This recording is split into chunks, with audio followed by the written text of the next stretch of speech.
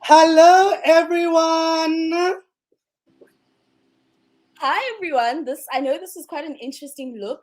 Little Nolan and I don't often broadcast from the same space, but shout outs to load shedding in South Africa.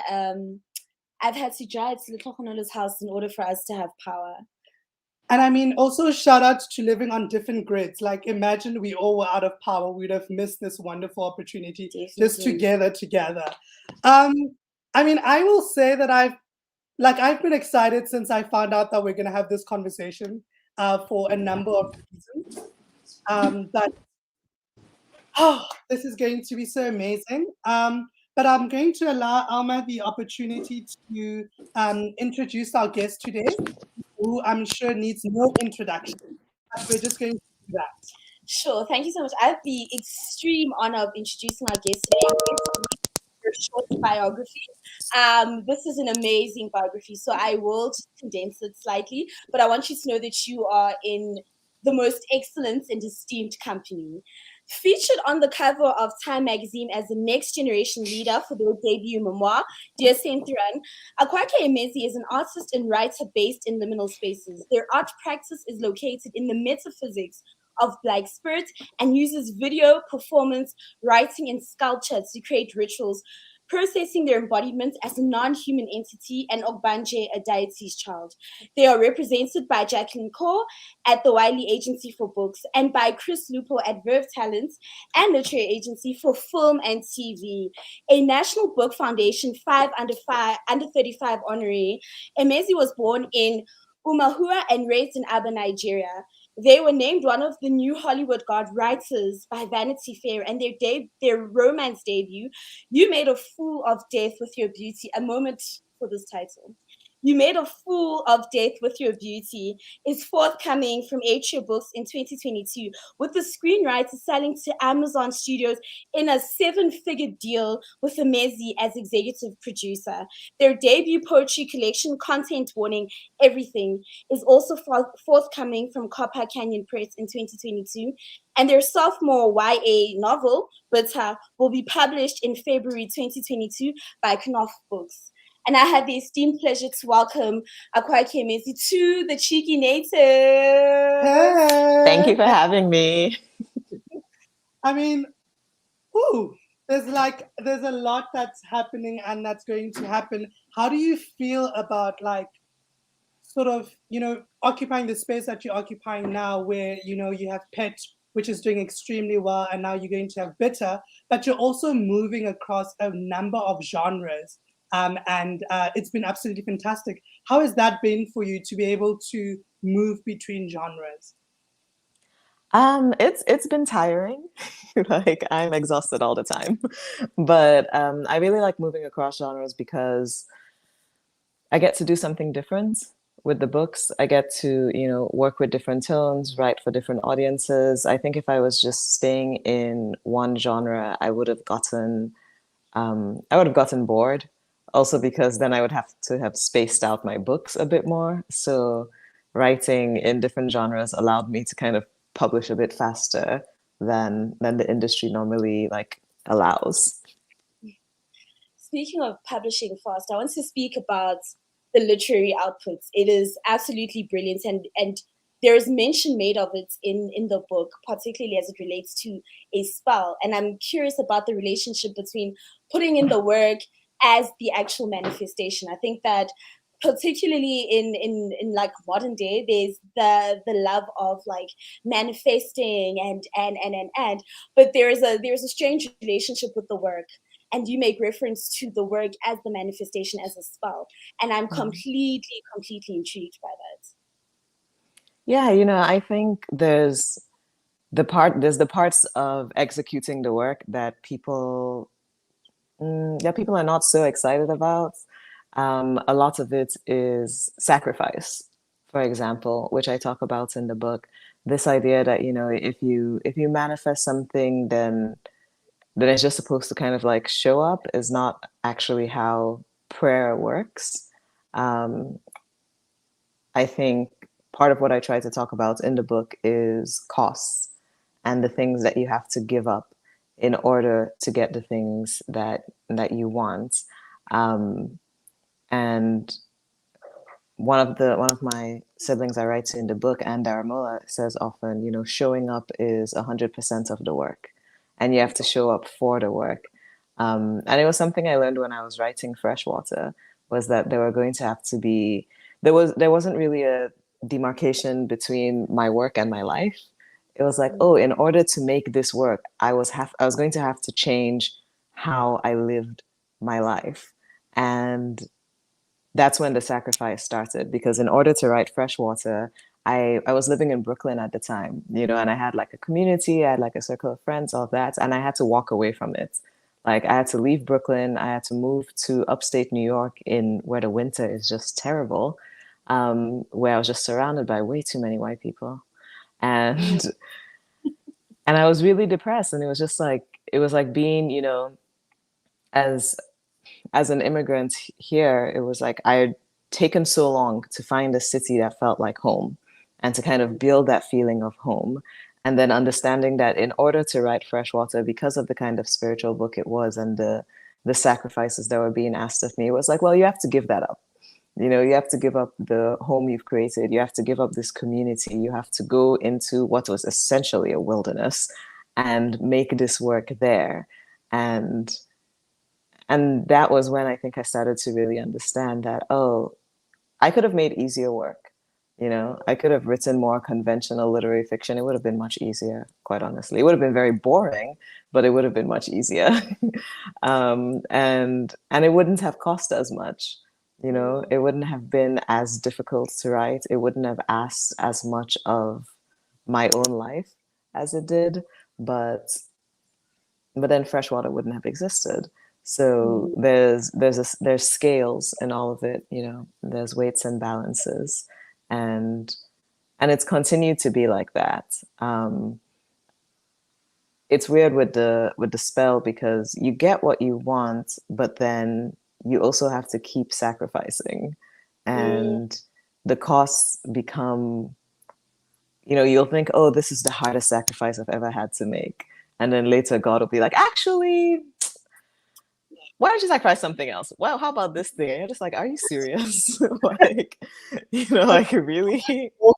How much more do I have to give up, Yeah. I'm interested also in, you speak about the cost, right? But oftentimes when we get writers who are brilliant, such as yourself, what often happens is that people just think about the brilliance, but not the cost that it takes on you. And in the book and in the memoir, the Black Spirit Memoir, you speak a lot about like sort of the not so nice cost of it, right? Not the sacrificing, not the giving up, but what it actually takes from you, right? What it actually costs from you. And I want to speak a little bit about like, sometimes how we glamorize mental health, but we don't actually think about like the cost that it has on a non-human and a person in that sense in doing the work. Yeah, I mean, I think we glamorize a lot of things. After my work like blew up, so to speak, I was like, oh, and I write about this in the memoir, the way that people perceive power, and something that a therapist told me, which was that when people think about power, they think about the perks that come with it. They think about the things you get, and those are very like valid things, increased resources, increased access, things like that. But there are also consequences. A certain loss of privacy, isolation. There's also a certain loss of empathy, I think, because people project so heavily onto, and that's where the glamour comes from, right? It's like people also project, well, you have the things that I want. So, and in my head, I've decided that if I got those things, my problems would go away and my life would be different and my life would be easier. And my life is easier in some ways and then difficult in other ways. And it's like, the scales balance themselves at some point. It's like, okay, yes, to have, housing stability, to have financial stability, and then you pay for that with increased isolation, the violence that increased online visibility gives you, or like that hypervisibility as a marginalized entity. And then you kind of see how these things these things balance out. And I can't remember, there's like some celebrity quote somewhere where I think it was Jim Carrey actually who said, you know, for everyone who wants to be famous, and he was like, I hope you get what you want. And it was it was the most ominous thing ever because it was like, oh yeah, I hope you get exactly what you want. um, and and I could see the point in that because it so much changes Mm, and it is illegible mm, to other people, and it continues to remain illegible. And I think particularly when we're talking about, you know, like marginalized people or marginalized entities, who still in flesh terms hold all, like still inhabit all these like spaces that the mainstream world loves to enact violence against. It's like, all right, in flesh terms, you know, being having disability only protects me to a certain extent from, you know, transphobia and from, you know, ableism. And there's there's only so much that you can protect yourself from in the world, even with the resources. And it's funny because then as at some point I was like, oh, I'm starting to understand why. And I don't know about like people who hold more structural power, can't relate, but for at least marginalized people, I'm like, oh, I've started to understand how capitalism will seduce you to compromise, mm, because then you're like, the only thing that can keep me safe is more. If I mm, get more money, if I get more, like if I can build a fence between myself and the world. Um, and and that's not true. It doesn't actually work that way. Like what we really need is community. But I can see how people would get caught up in that, because the hypervisibility does lead to like a certain kind of increased violence. Yeah. mm. Speaking of hyper visibility, I think I was struck by, and we spoke about this earlier, by this trivalent relationship between the hyper visibility, the desire to be seen and to be worshipped and to be adored and to be liked, but also then the resulting violence that comes from all of that. And I think that you've just spoken so beautifully and so eloquently around that relationship. And I wanted to speak a little bit around community and the power of friendship. Letokonolo and I spoke in great lengths about the letter to Kathleen, around world bending and friendship, and the power of friendship and chosen family. And so, do you want to ask to May I read? please ask you to read just a little bit from that wall bending letter? Because I think it's just like, it stayed with me so much because I was just like, ah. Love it. So before we speak about, like, you know, the power of community and friendship, And just for chosen you to family. read from wall bending. What page is it on? Ooh. Do you have the US version or the UK version? I have the US version. I mean, technically, I have both, but the UK one is somewhere on a shelf somewhere. So on our version, which is the UK version, is on 68. Um, Okay. After training, which is like 63, around there. Got it. Okay. Maps, world bending. All right. Is there a particular part you liked more or you wanted to hear? The first, I suppose the first part, maybe until I can't believe it works. To read Okay. from the beginning until there. Yeah. Sure. World bending. Dear Kathleen, sometimes you remember me better than I remember myself. I think that's important in a friendship, to hold reflections of people for them, be a mirror when they start fading in their own eyes. I hope I do the same thing for you too. I can't wait for you to get here for Christmas. I know Germany has been hard on you this fall. The last time we texted, you wrote, I need you and our time this break. I know what you mean. The world can be a grit that sands away at us, and love can be a shelter from that. If this God house in the swamp is a wing, then I imagine you arriving and joining me underneath it, where we make syrup with the chocolate habaneros from my garden and sit out on the Haint blue porch. I wish the house was bigger, 5 or 7 bedrooms instead of 3, so I could fit more of us in here. We are safer with each other. We see the worlds we're trying to make, and we lend our power to each other's spells. I was steaming bowls in my kitchen today, and I got so excited to show you this house, my house. Just a year ago, you came down to the swamp for Christmas, and we stayed in that sublet and cooked fish fresh from the lake. And now I have this house, this land, and the shock of what I made happen still makes me real when I look at it fully. You'd think I'd be used to it by now, the way I can make things come true. But every year it expands. Every year I make bigger and bigger things happen. And it's not just me, obviously. It's my chi and the deity parents and God and so on. But I have to say yes first. And I have to do the work. And I can't believe it works. I remember reading this, and I read it to my best friend, and I said, I hope I do this for you too, because I think that we don't really realize what community does. You know, I've been going through like a really difficult time, but I've had people who've really helped me together and sort of show up for me in ways that I'm not able to show for myself.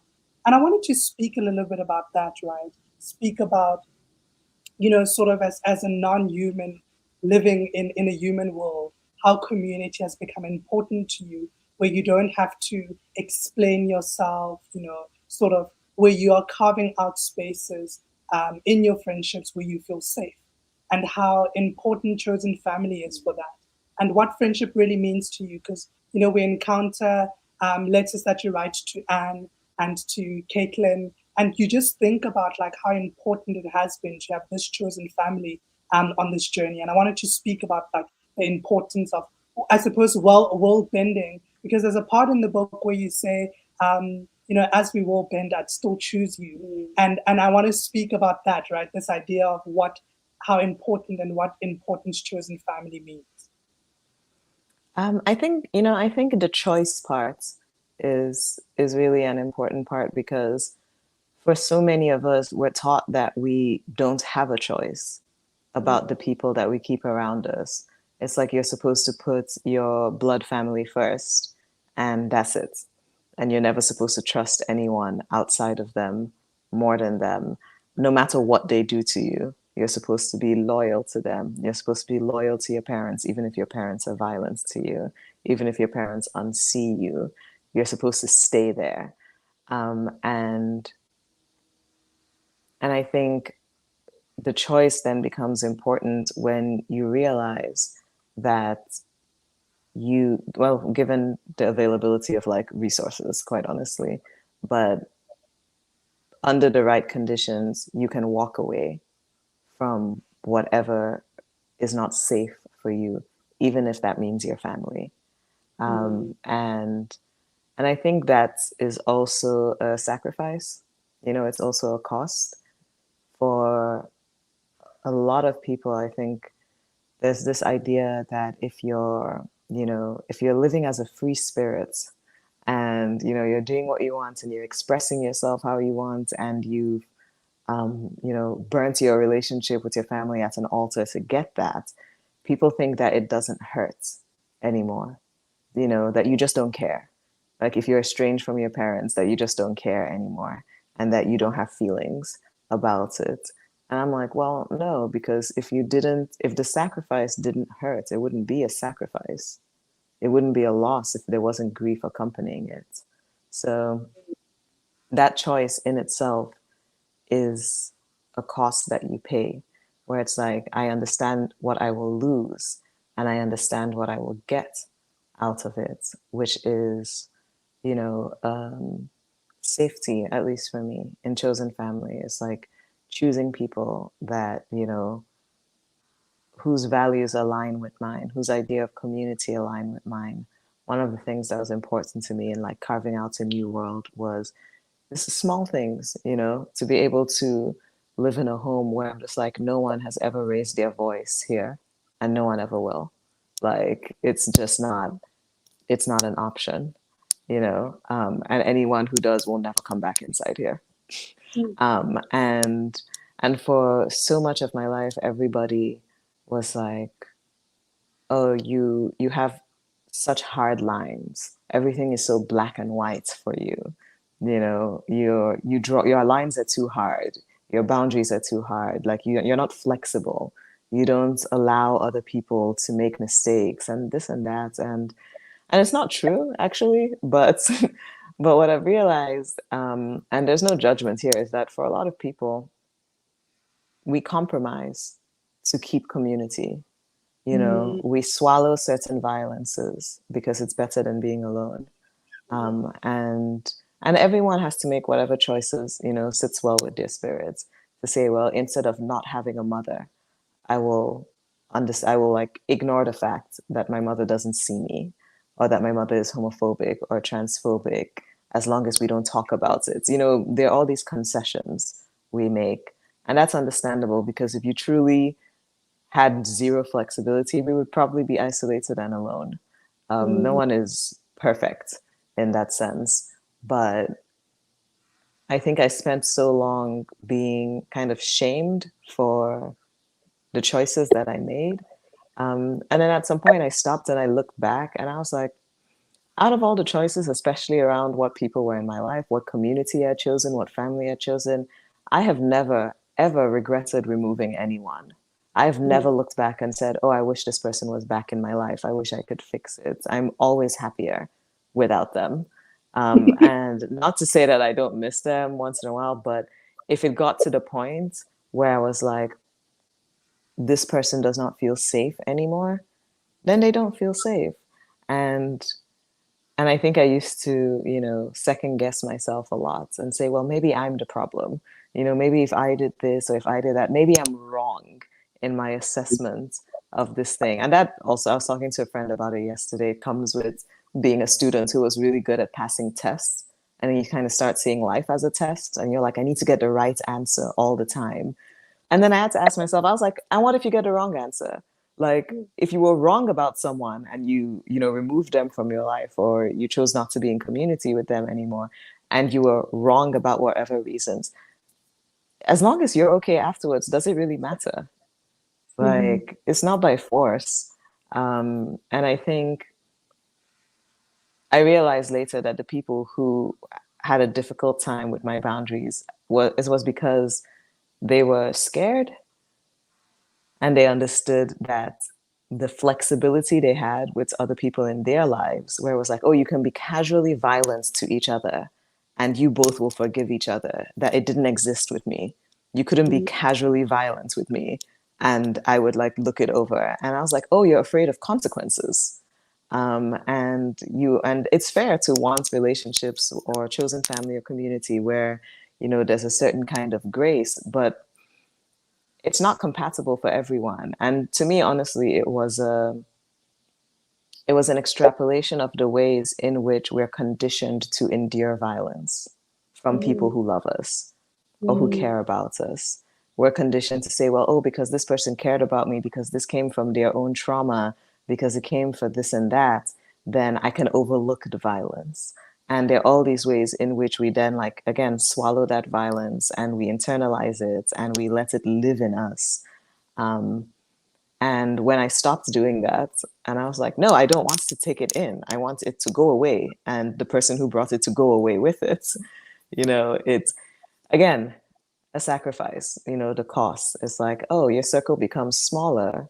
But then on the balancing side, I'm like, there's no violence in my relationships, not even casual violence, like not even, and for context, I'm an extremely sensitive person. Like, I'm like, it takes very little to hurt me, and it's very easy for people to hurt other people. Like, that takes very little effort. Um, so yeah, I think as with the work, chosen family, and the process of creating the communities you want to be in, it all comes with costs. It all comes mm, with sacrifices. And each of us just kind of has to figure out what are the costs you're willing to pay for the life you want to have. mm, I am intrigued by grief. I mean, in the death of Vivek, you there is a grieving of someone who has passed, And in many ways, that's how we conceptualize grief. Somebody passes away, there is a permanence to it, and so they're never coming back. But there is a grieving that happens in this book of someone who is alive. And that's a particular kind of grief that is very complex and so different. And I wanted to speak a little bit about that kind of grieving, which is so complex in its nature, but also speaks to, I guess, the complexity of how we relate to each other as well. Yeah, I think there are many ways of dying.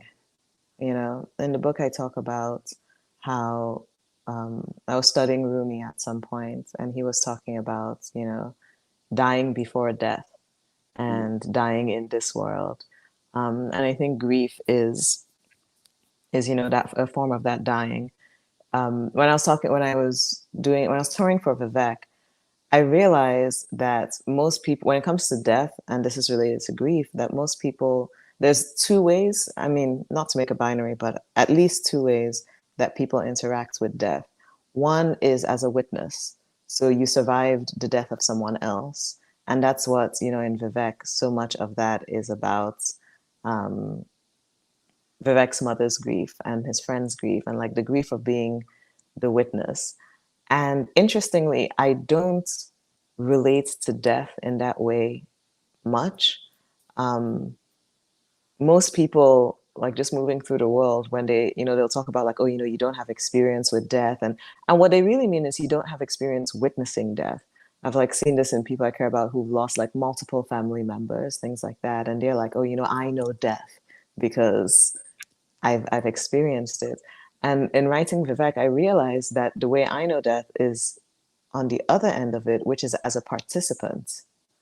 And that is the way that Vivek is written, is that Vivek is a participant in death. And experiencing death as a participant is very different from experiencing it as a witness. It's a different kind of grief. It's I read something somewhere where they were talking about like people who are dying from terminal illnesses, and so much of death is focused on the witness. So much of the grief is focused on the witness. It's like, oh my God, how sad it's going to be for them, what they are going through, et cetera, et cetera, et cetera. And not a lot of grief is focused on the participants, what it is like to know that you're losing yourself. And even for people who are dying, like so much of it becomes about consoling the witnesses, because they live on with the grief, so to speak. But I'm really interested in grief as a participant of death, where it's like you're losing yourself.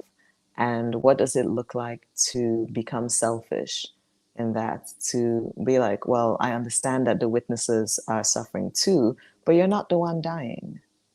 So what does it look like to decenter the witness and be like, yeah, like your suffering is not more important than the person whose suffering is leading to death. And I think about that with people who live with, suicidality, those of us who have death in us constantly, who are constantly at that door.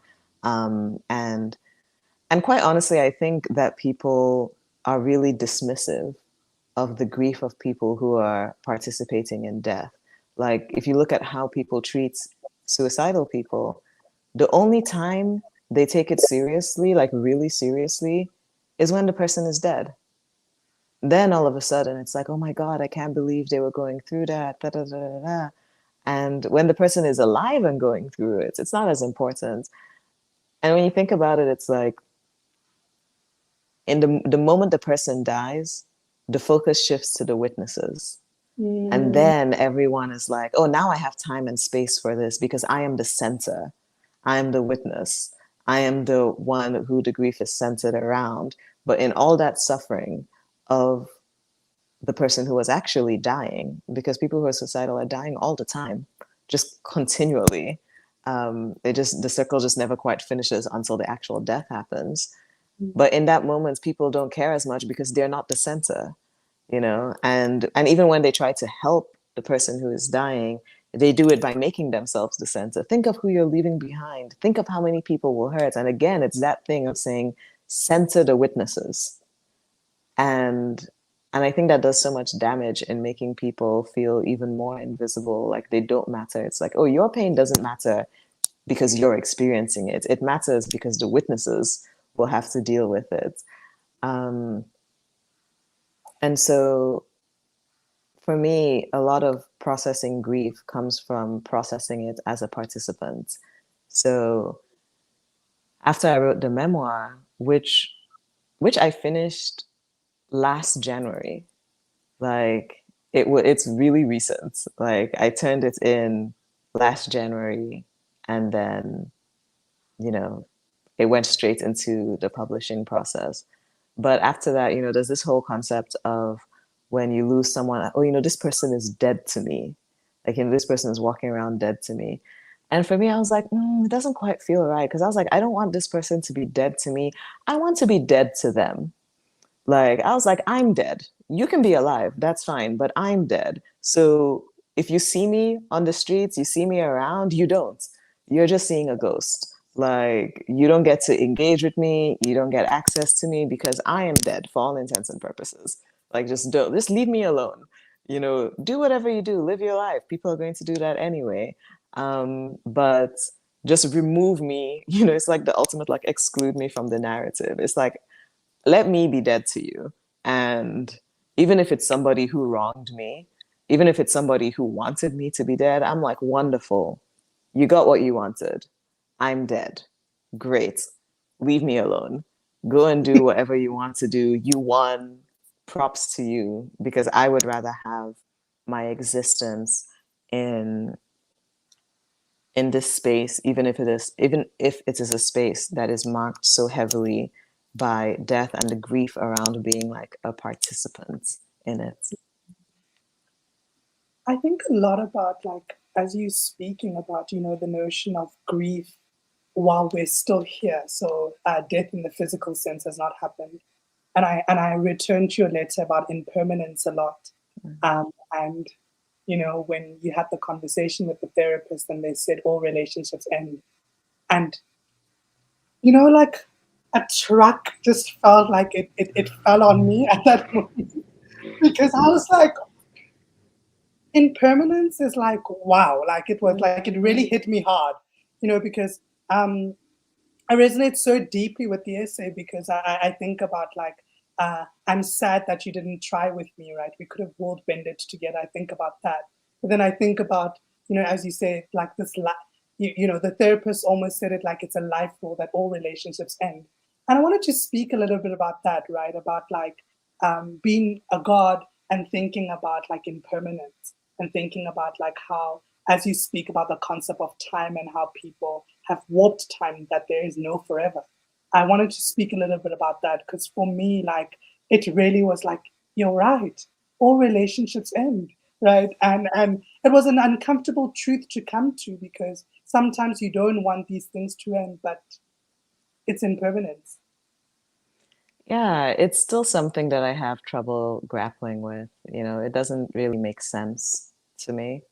Um, and and I think, so much of the things that I deal with about being embodied, trying to look at it through like human and Western lenses around trauma and complex PTSD, and they're never really like the root origin of the issues. Like for me, and that was something that Freshwater really taught me, was that, nah, my dear, all your problems are spiritual. Like all of them, they might manifest in ways that are recognizable to like psychologists and things like that. But like I wrote in the book, I used to think that my feelings around abandonment or around loneliness were because my mom left when I was like 8 years old. And then I was just like, oh, no, no, no. It's because you were born.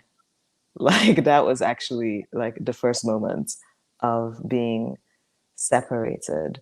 Um, as I was writing Freshwater, that was, I didn't want to write Freshwater. I didn't want to look at my life through a spiritual lens at all. I was like very comfortably Christian before then. I was like, I'm fine. I don't want to now come and become a traditionalist. Like that was really my beef with it. I was like, I don't have time to become a traditionalist. But I was really like forced spiritually. It was like, oh no, everything else just kind of kept, all the other roads kept getting closed off until it was clear that this was the one I was supposed to be on. So I surrendered, which is really the like motto of my life, or like my relationship with God. It's just like constant surrender over and over and over and over. Um, and and that was when I understood, you know, I wrote Freshwater and I looked back at journals that I had written like when I was like living back in Nigeria when I was a teenager. And there was just that unending refrain of I want to go home. And I was already home. Like at the time I was already home, but that wasn't, it took me writing Freshwater to understand that that wasn't what I was talking about. And being able to constantly, like I wrote about in the Impermanence essay, to constantly feel the presence of the rest of like the Obanje cohort, the brothers, sisters, to constantly feel them, and understanding that what I had been doing in the human, like in this human form, was trying to replicate that bond. Because to me, that's how things were supposed to be. You know, when we're talking about community, I'm like, I'm trying to return to the origin. I'm trying to return to my original community, which cannot exist in this world, because the minute you're inside flesh, all those limitations come in. You know, a community of humans will never function like a cohort of spirits. It's just impossible.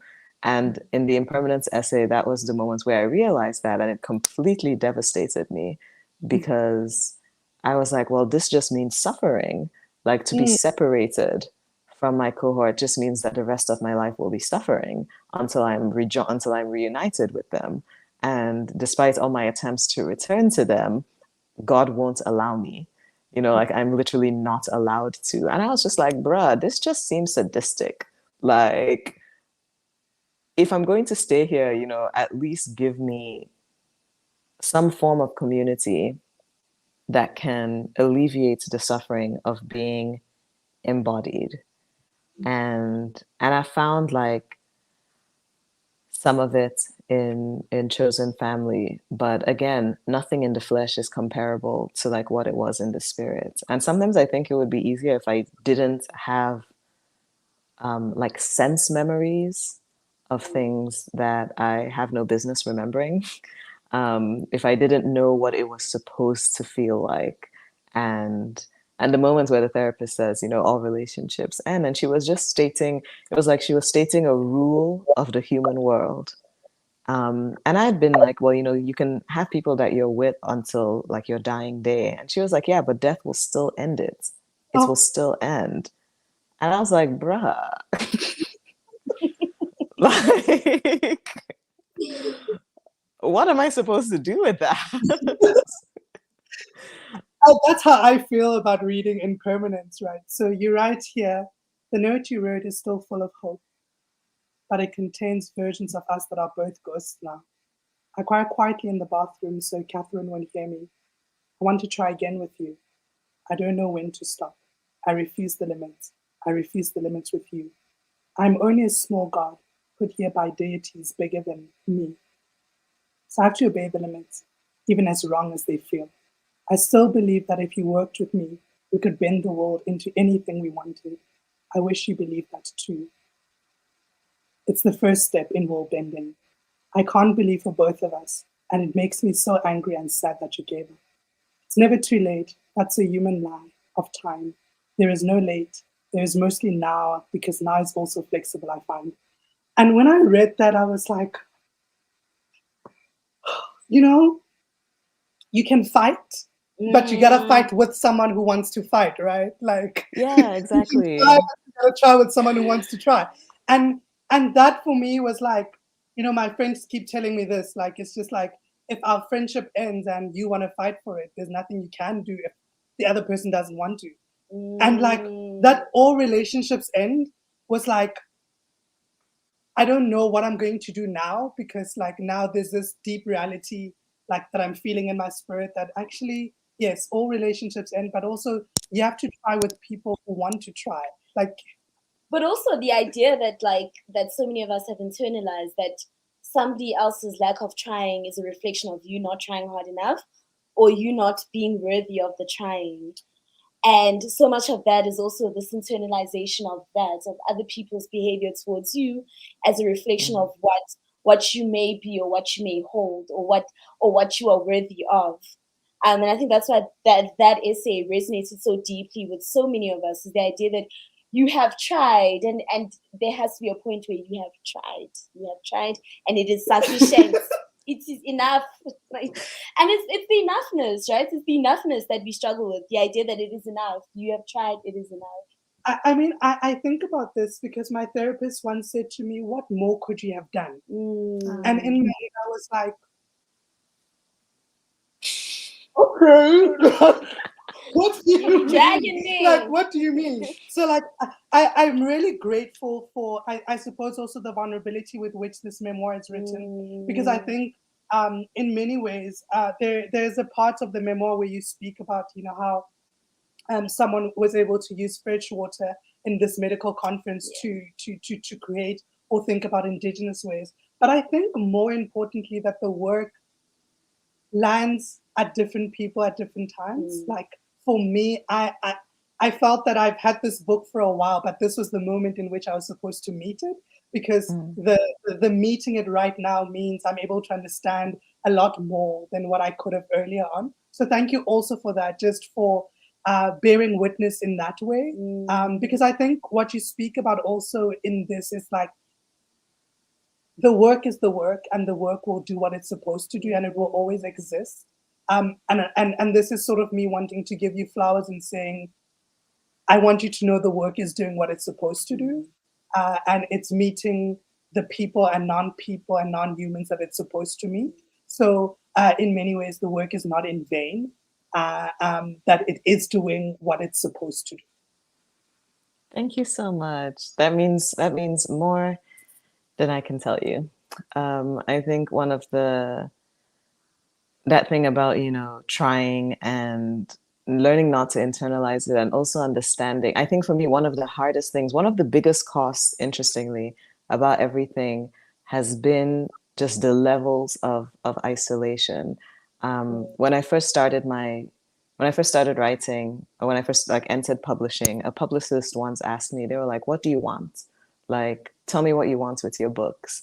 And I knew from before I started writing Freshwater, God had already told me what was going to happen with my career. Even now, it's still very early. Like, I know I'm maybe a quarter of the way, which ironically is not necessarily exciting, because I'm like, oh, so the costs are going to get worse. Great. But I knew from the beginning that my job was, and this is what I told the publicist, I was like, look, my job is to get to the highest point and be as bright as possible, not for myself. For myself, I would prefer to actually just like be somewhere working in my garden. It's a lot calmer.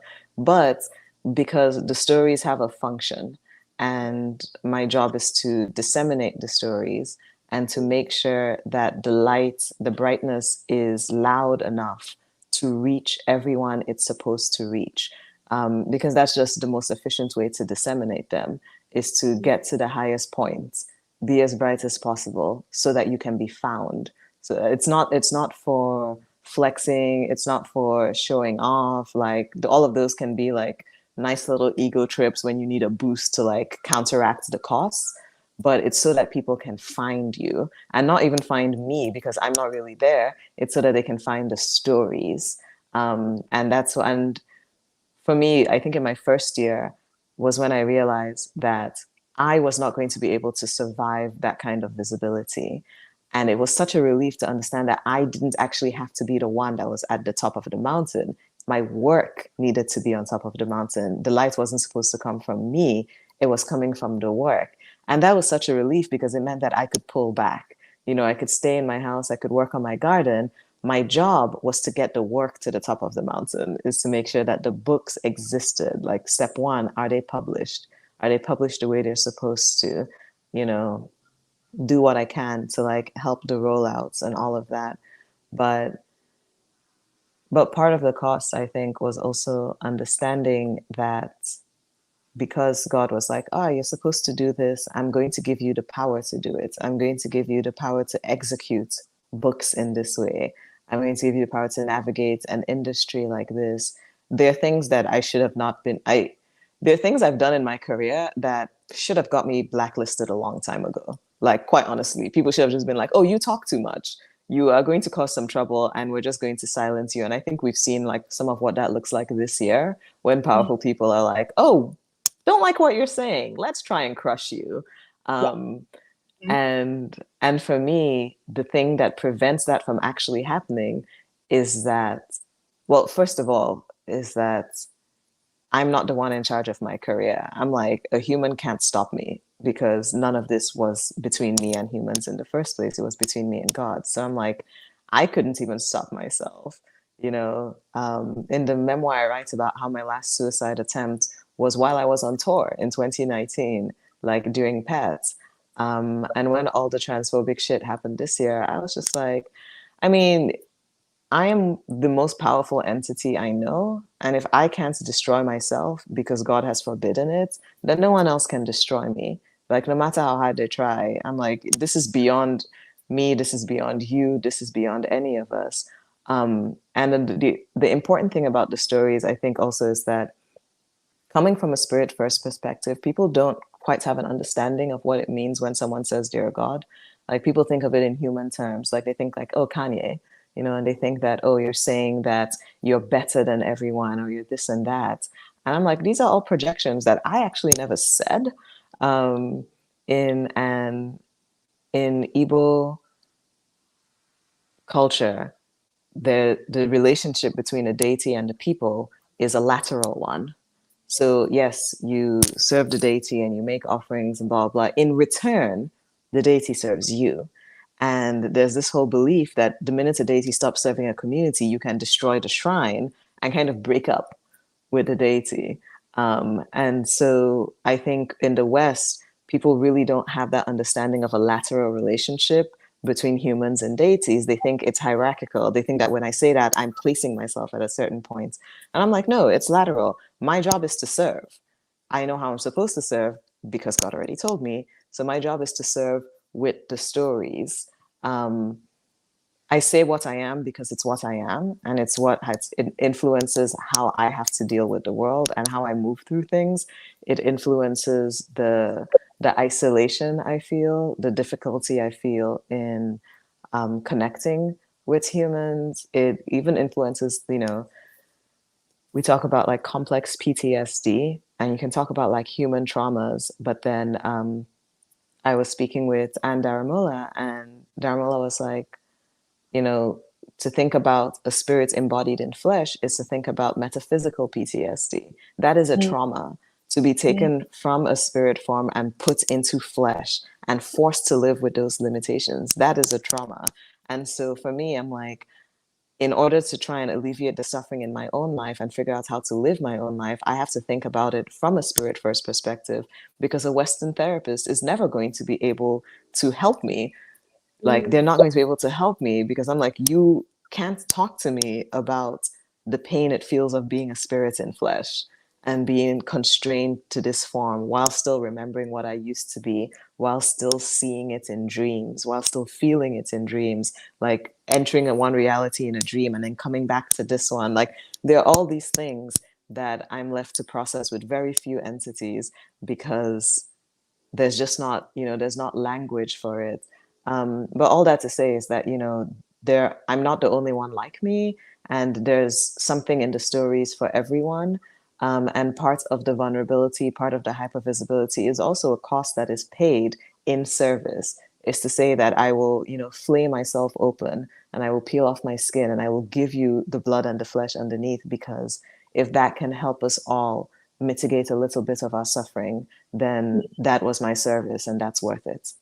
Yeah, sure. Speaking of resonance in the book, there's reference to a number of masks in the book, but the mask of smallness stood out the most to me for a number of reasons, and a lot of that is also the performed modesty that you make reference to in the book. So there's a performed modesty for that's expected. So you need to perform this modesty, and how dare you reclaim, or how dare you claim who you are, and what you know yourself to be. And I want to speak a little bit about the mask of smallness, because I think that that mask of smallness not only becomes a habit, but also then manifests itself in so much of how we then move around the service and what we've been called to do. And I think also linked to that in many instances is like the manifestation of like the imposter. So in many ways, like it shows up in, because you have this mask of smallness, like you start having to internalize it all your life. And to believe it. And now it just shows up as in, oh, I'm so inadequate to do the things that I've been called to do. So I want us to speak a little bit about the masks, but in particular the mask of smallness and this performed modesty. Yeah, you know, the perform modesty thing was really hard. I think after the memoir came out and I saw the reactions of like older African writers, for example, to it, like the review in The Guardian, and I was just like, oh, y'all are really upset about this. And I was really interested in that, because when you drop the mask of modesty and the mask of smallness, it challenges so much of how people have structured their realities, especially writers working in publishing. And there's this idea that, you know, you're not, and this also relates to the anointing letter in the book, is that you're not supposed to anoint yourself. And for most writers, they believe that institutions are supposed to anoint you. You're great when they tell you you're great. You're great when the Booker tells you you're great. You're great when you get a MacArthur Genius Grant. You're great when you get a Pulitzer. Even if you were the same writer before all of that, you're not supposed to say it until the institutions stamp you. And when you say it without the institution stamping you, then people get really hostile, because for them, it's like they've given the institutions this power. So if you take that power away from the institutions, then it means that whatever accolades they get are essentially meaningless. You've taken away the meaning from this whole award, you know, culture. And I wasn't even trying to do that. I was just really, because I was like, I definitely wanted the awards. Like any, especially Nigerians, I'm like, I'm sorry, any young Nigerian writer who said they didn't is fucking lying. I'm just like, you're lying. Like everyone wanted it, and somehow it's like taboo to say it openly. But I'm just like, I was there. I was like, I was in your workshops in Ghana and in Lagos. I was there when everyone was drinking and talking about what they wanted and talking about their, you know, their shameful ambitions. I'm just like, I know, like, I was right there. So one of the things that I think is worthy of being interrogated is, what does it mean to say that you're great?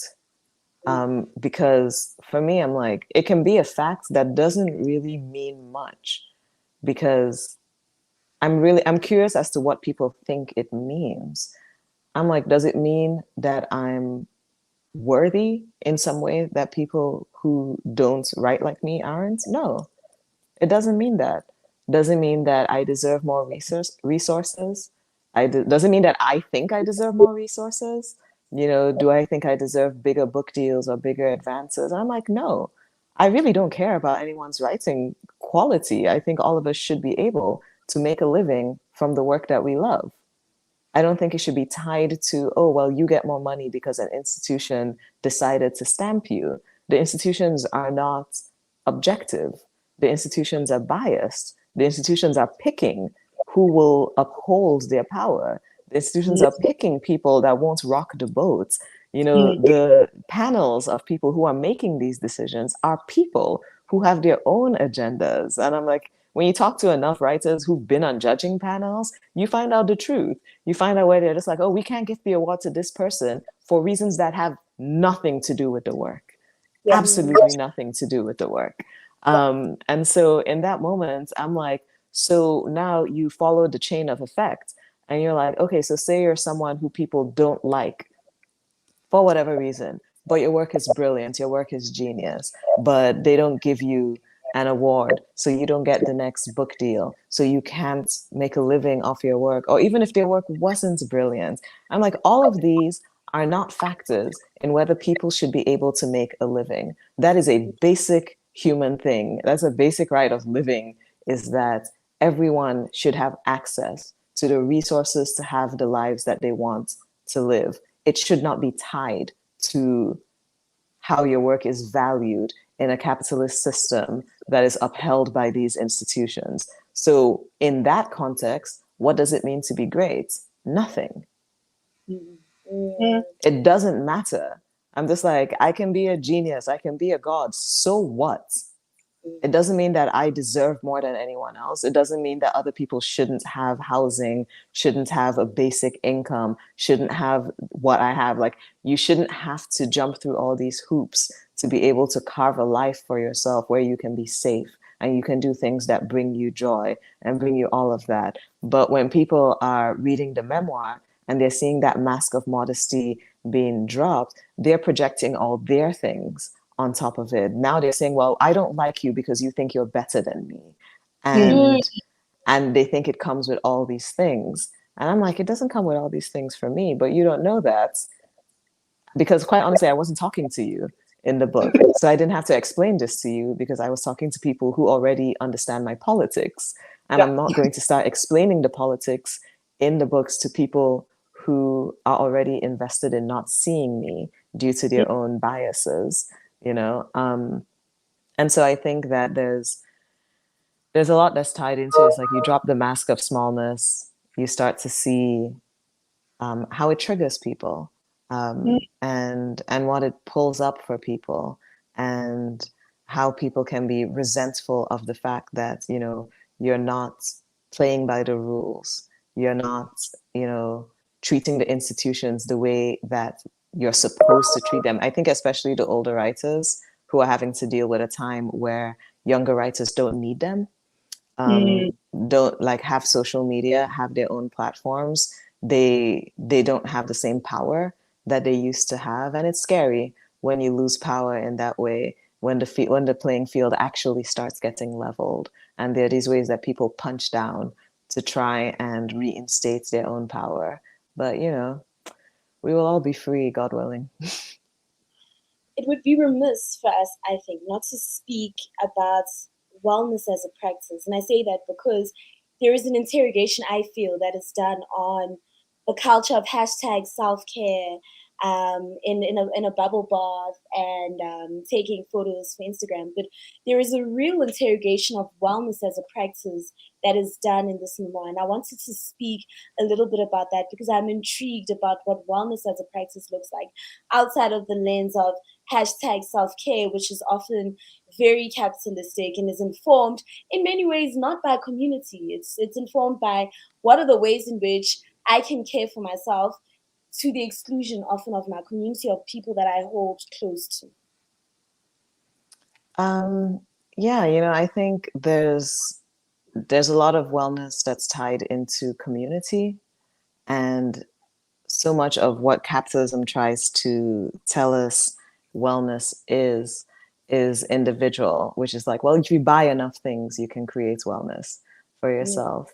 Um, and it separates us from each other. I think so much of wellness is like, we're not meant to do any of this alone. You know, we're not meant to live like this. We're not meant to live isolated from each other. And so for me, wellness is like tied intrinsically to community. You cannot do everything by yourself. You need people who can protect you when you're, as I say in the book, when you're too injured to protect yourself. You need Mm, people who will shield you. You need people who will go to war for you, who will pick you up. Mm. And we're so hold on one second. Okay. I have an appointment that I'm like 2 minutes behind for, but I want to finish with y'all. um so there's this thing where like we've internalized that we're supposed to handle this alone. So the minute we start going through things, a lot of us isolate. And we're like, I don't want to be a burden. I don't want mm, to, you know, trouble other people with this. I should be able to resolve it myself. I tried saying that to my chosen family, and they were just like, no, you're supposed to be a burden, actually. Like, we Mm. are supposed to be burdens to each other.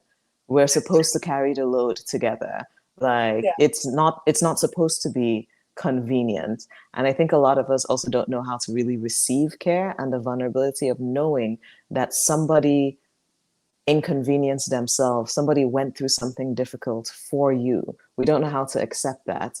To be like, this person did something that was difficult, that inconvenienced them, that was hard for them, that maybe, made like hurt them or like brought them pain just because they had like, we have to be able to accept that. A lot of us find it easy, I think, to give that, to be like, oh no, I don't mind doing this for you, but I don't want you to do this for me. And I'm like, nah, in community, the vulnerability goes both ways. Can you let someone be there for you when you are not useful, when you have nothing to give back to them because you're too broken for that?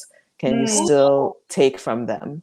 Because that is what community is that you take and then you give back when you can, and we replenish each other in this cycle. But if we shut down because of shame, or because we've been taught that you're not allowed to take unless you can give something back, which is transactional in that way of like capitalism, it's like, no, sometimes you will have nothing to give.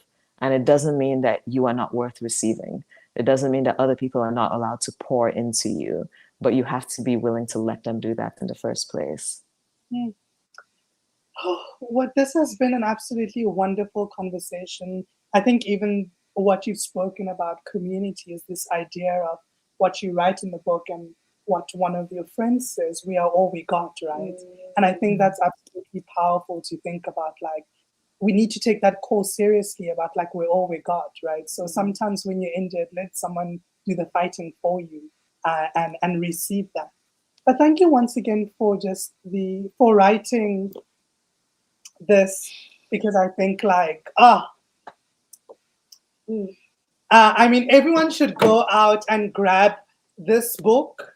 Everyone should go out and grab this book. Yes, Everyone to all the should go sticky and grab this notes.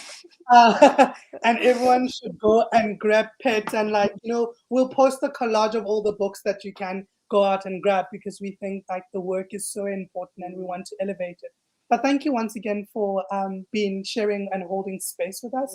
We really Yeah, of course. appreciate Thank you so much. Thank you so much for the invitation. I was just like, I've never gotten to like, tour with the South African fam. So I was just like, nah, we have to do this at least, like at least virtually. And hopefully we'll be able to do it in person.